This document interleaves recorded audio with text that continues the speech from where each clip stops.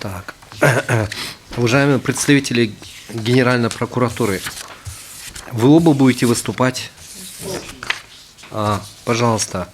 Слово предоставляется представителю Генеральной прокуратуры Карабаеву Тимуру Эднановичу.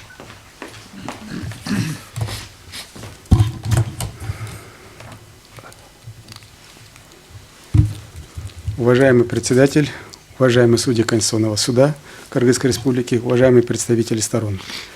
Генеральная прокуратура Кыргызской Республики признана третьим лицом по рассматриваемому вами в рамках данного Конституционного судопроизводства ходатайства адвоката Айткулова и дополнение к нему о соответствии статьи 243 «Предъявление обвинения», 251 «Объявление об окончании следствия», 253 «Ознакомление обвиняемого адвоката с материалами уголовного дела», первого абзаца части 1 статьи 256 «Обвинительный акт», выраженного словами «следователь после ознакомления с материалами уголовного дела участников процесса и разрешения ходатайства составляет обвинительный акт», части статьи 6 статьи 296 «Участие обвиняемого в судебном разбирательстве», части 2 статьи 403 «Порядок восстановления срока на подачу жалобы или представления», части 3 статьи 412 «Порядок производства в апелляционной инстанции», пункта 3 части 2 статьи 421 «Осуществление права нарушения уголовно-процессуального, существенного нарушения уголовно-процессуального закона, уголовно-процессуального кодекса Кыргызской Республики, положением части 1 статьи 1, части 2 статьи 24, части 3 статьи 59, частям 1 и 2 статьи 61, частям 2 и 3 статьи 100 Конституции Кыргызской Республики отмечает следующее.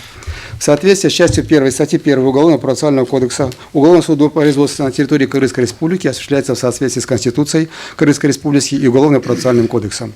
При этом в соответствии с пунктом 15 части 5 Уголовно-процессуального кодекса уголовное судопроизводство состоит и досудебного, и судебного производства. Тем самым данные процессуальные стадии являются взаимосвязанными и неотделимыми друг от друга и направлены в том числе на реализацию принципа неотвратимости наказания, предусмотренной статьей 10 Уголовного кодекса Кыргызской Республики. Следует отметить, что ранее решением Конституционной палаты Верховного суда от 21 февраля 2014 года номер 15 по обращению гражданина Острикова заочное вынесение приговора признано непротиворечащим Конституции Кыргызской Республики. В данном решении Конституционная палата указала, что процедура судебного разбирательства уголовного дела в отсутствии подсудимого не может рассматриваться как ограничение конституционных прав и свобод обвиняемого лица. В этой связи считаем, что выводы, указанные в вышеотмеченном решении Конституционной палаты, прямо применимы к оспариваемым адвокатом Айткуловым положениям отдельных статей Уголовного процессуального кодекса Кыргызской Республики.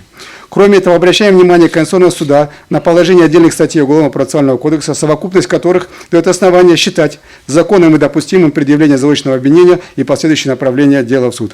Об этих нормах статьи уже говорились предыдущими докладчиками. Я, чтобы не повторяться, вкратце их отмечу.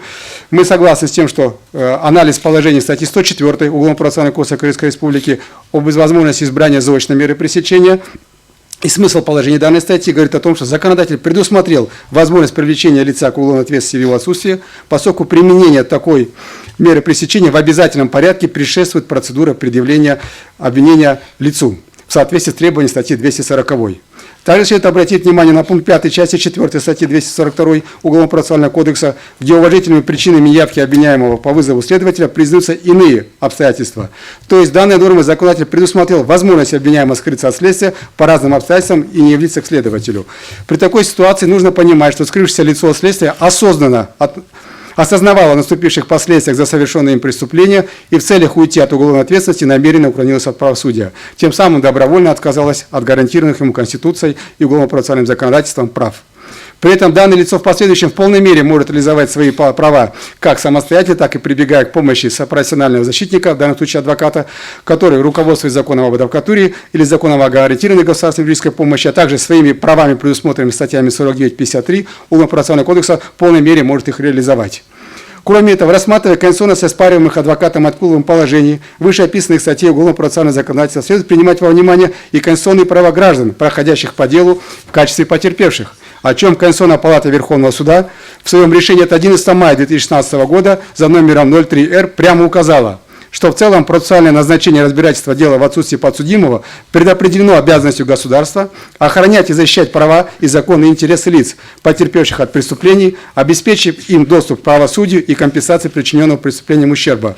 Соответственно, заочное судебное разбирательство является способом реализации принципа неотвратимости уголовной ответственности для лица, которое скрывается от суда и сознательно избегает обязанности принимать участие в рассмотрении уголовного дела. Также в данном вопросе следует обратить на выводы международных организаций, организаций. Они были указаны и в данных решениях Конституционной палаты, Конституционного суда. Я бы хотел отметить, что здесь говорится о пункте 3D статьи 14 Международного пакта о гражданских и политических правах. Решением Комитета по правам человека в соответствии с факультативным протоколом к Международному пакту о гражданских и политических правах относительно сообщения номер 1173/2003 от 27 июля 2007 года по делу Али Бельханджана было установлено, что действительно приговоры, вынесенные заочно, являются при некоторых обстоятельствах приемлемыми в интересах правосудия. Рассматривая вышеуказанное дело, комитет пришел к выводу, что рассмотрение дела в отсутствии подсудимого не является нарушением статьи 14 пакта.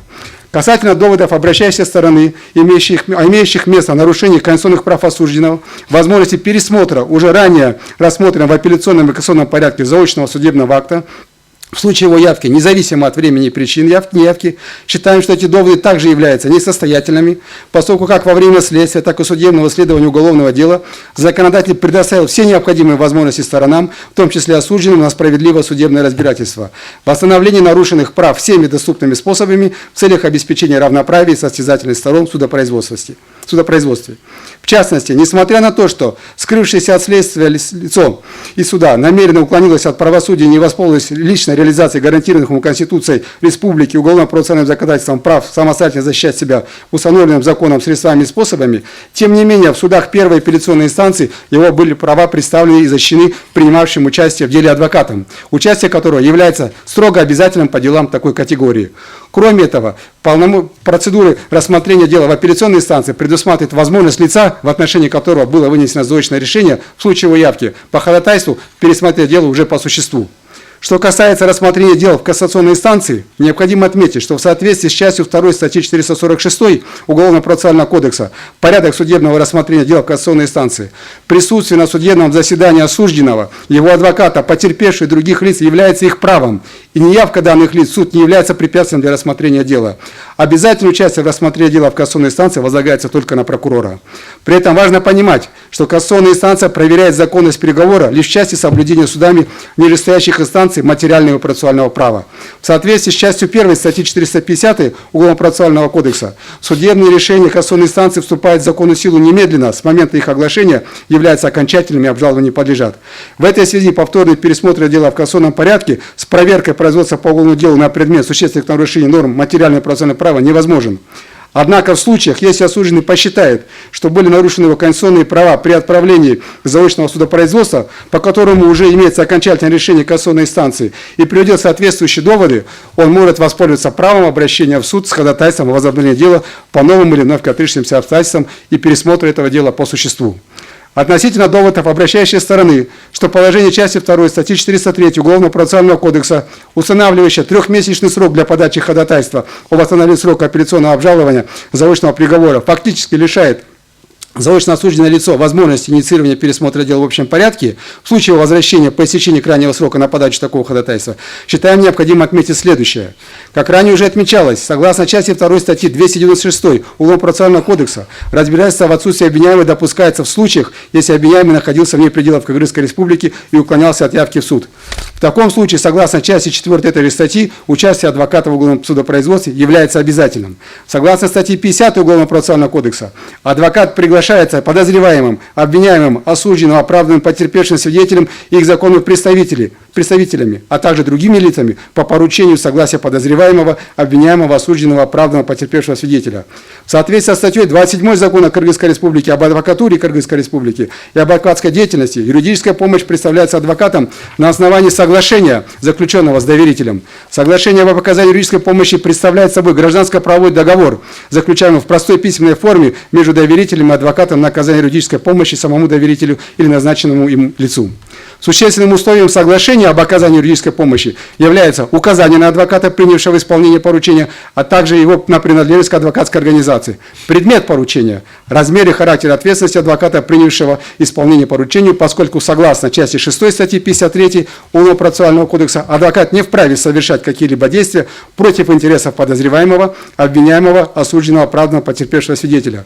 Положение вышеуказанных норм также в полной мере подлежат реализации и в случаях предоставления обвиняемому адвокату адвоката со стороны государства, то есть по линии гарантированной государственной юридической помощи. Тем самым мы считаем, что лицо, будучи либо обвиняемым, либо осужденным, также несет солидарную ответственность с адвокатом за своевременное обжалование судебного акта, либо подачу обращения по восстановлению сроку на обжалование в апелляционном порядке. Соответственно, указанные в заявлении Откулова об увеличении объема требований, возможные причины несвоевременности обжалования осужденным судебного акта в апелляционном порядке могут иметь место лишь в случае, когда осужденное лицо преднамеренно, осознанно отказывается от дальнейшей реализации своего права на судебную защиту и препятствует в реализации такого права адвокатам. Такие действия не могут рассматриваться как уважительные, при этом оспариваемый крайний срок на подачу ходатайства о восстановлении срока на подачу апелляционного представления является, по нашему мнению, более разумным. С учетом сказанного, Генеральная прокуратура Кыргызской Республики считает, что оспариваемые статьи 243, 251, 253, абзац первый абзац части 1 статьи 256, часть 6 статьи 296, часть 2 статьи 403, часть 3 статьи 412, пункт 3 части 2 статьи 421 Уголовно-процессуального кодекса не противоречит положениям части статьи 1, части 1 статьи 1, части 2 статьи 24, части 3 статьи 59, частям 1 и 2 статьи 61, частям 2 и 3 статьям 100 Конституции Кыргызской Республики. Спасибо за внимание.